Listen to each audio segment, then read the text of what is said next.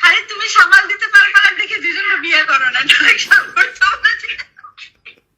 একটা video social মিডিয়াতে বেরিয়েছে এবং সেটা বের হওয়ার পরে আমরা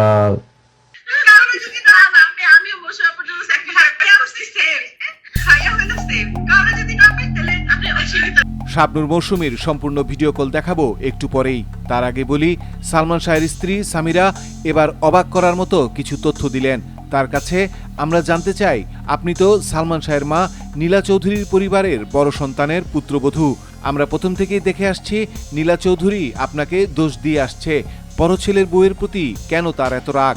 এর জবাবে সামিরা বলেন, ইমন আমার মধ্যে তো পছন্দ করে বিয়ে হয়, তো পছন্দ করে যখন বিয়ে হওয়ার আগের থেকে কিন্তু উনি কিন্তু আমাদেরকে সাংঘাতিক এনকারেজ করেছিল প্রথমে। হ্যাঁ, উনি কিন্তু আমাকে দেখেছেন, ওনার বাসায় নিয়েছেন, ওনার সাথে বসে কথা বলেছেন, আমাকে আদরও করেছেন। যেটা করেছে সেটা বলছি, সব কিন্তু বিয়ের আগে। কিন্তু বিয়ের করার পরে ওনার আস্তে আস্তে যখন দেখলো আমার বাবা মা এই বিয়েতে সম্মতি সম্পূর্ণভাবে দেন নাই, তখন ওনার অনেক রকম অভিযোগ দিয়ে মানে ওনার মনের একটা ডমিনেটিং সাইড, ওনার সাংঘাতিক ছিলেন, উনি সাংঘাতিক ডমিনেটিং ছিলেন এবং উনি ওনার ছেলেকে কোনোভাবে কারোর সাথে শেয়ার করার মতো ইয়েটা ওনার মধ্যে ছিল না, একটা বিন্দু মাত্র ছিল না ওনার মধ্যে।